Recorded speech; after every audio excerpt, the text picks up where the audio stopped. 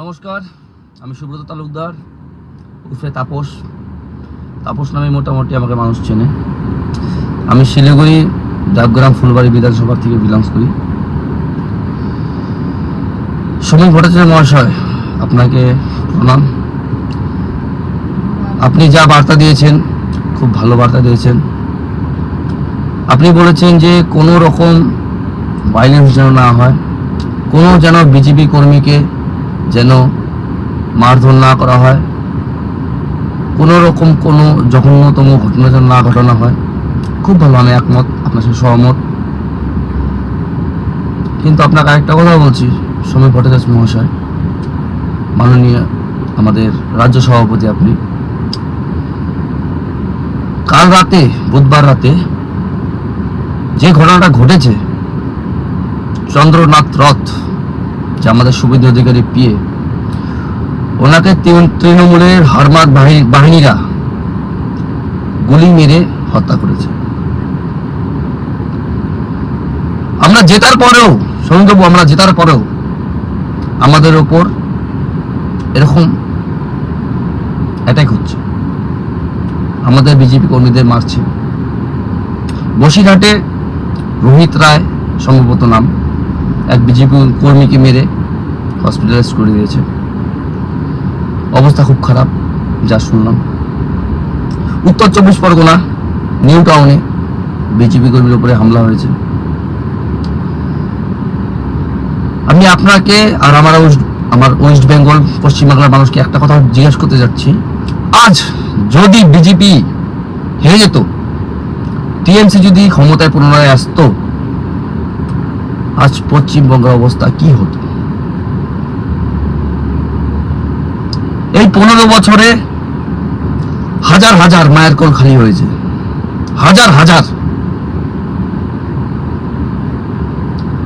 আজ 2026 ইলেকশনে আমরা বাংলা জয় করেছি, বিজেপি জয় করেছে বাংলা। বহু সিট পেয়েছি আমরা, 260টা সিট পেয়েছি। তারপরেও একটা টিএমসির কার্যকর্তার গায়ে হাত দেয়নি। হাত দেয়নি কি, হাত কিছু জায়গায় পড়েছে, কিন্তু কারো প্রাণ যায়নি।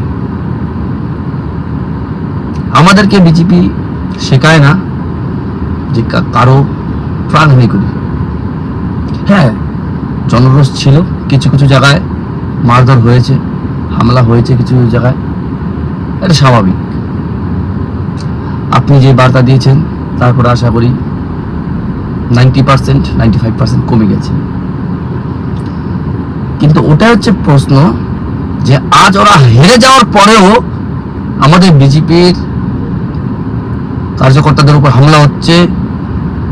চন্দ্রনাথ রথের মতো ব্যক্তিকে খুন হতে হলো আজকে, শুভেন্দু অধিকারীর বিয়ে।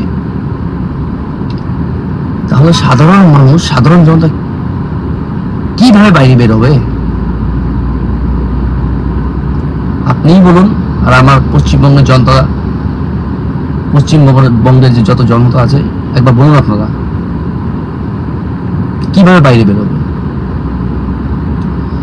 যে করেছে, নিউজে দেখলাম 3 জন গ্রেপ্তার হয়েছে, কিন্তু এর পেছনে যে মাস্টার মাইন্ড, ওকে খুঁজে বের করতে হবে।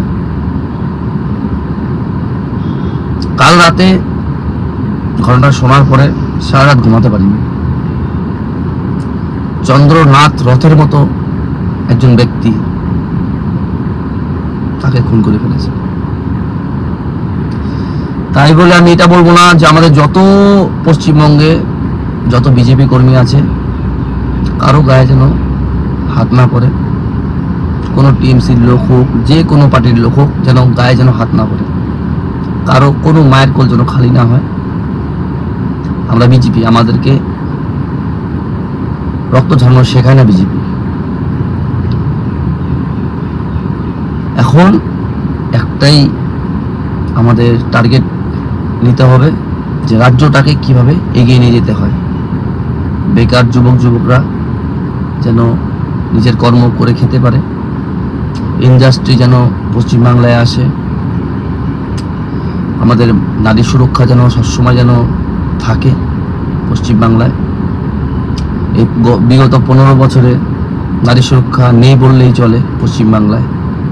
এত রেপ্ট, এত নারী নির্যাতন, আশা করি ভবিষ্যতে এগুলো হবে না। আমরা সবাই আশাবাদী। যে কারণে পরিবর্তন এলো সেটা যেন আমরা বজায় রাখতে পারি। আর প্রত্যেকটা বিজেপি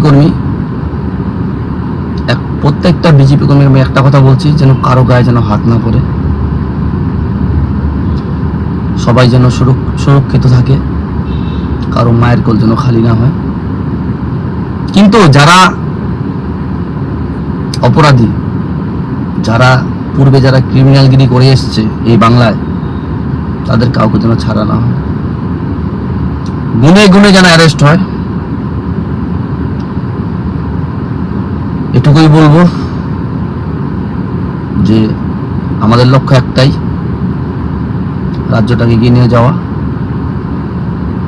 কানুন ব্যবস্থা বজায় থাকে, যেন নিজের হাতে আইন যেন কেউ না তুলে নেয়। এটুকু আমি সবার কাছে দাবি করছি। আর দোষীদের যেন উপযুক্ত শাস্তি হয়, মেন মাথা কে রয়েছে তাকে যেন খুঁজে বার করা হয়। এতটুকুই দাবি রাখছি, আশা করছি। নমস্কার, জয় শ্রীরাম, বন্দে মাতারাম, ভারত মাতা কি জয়।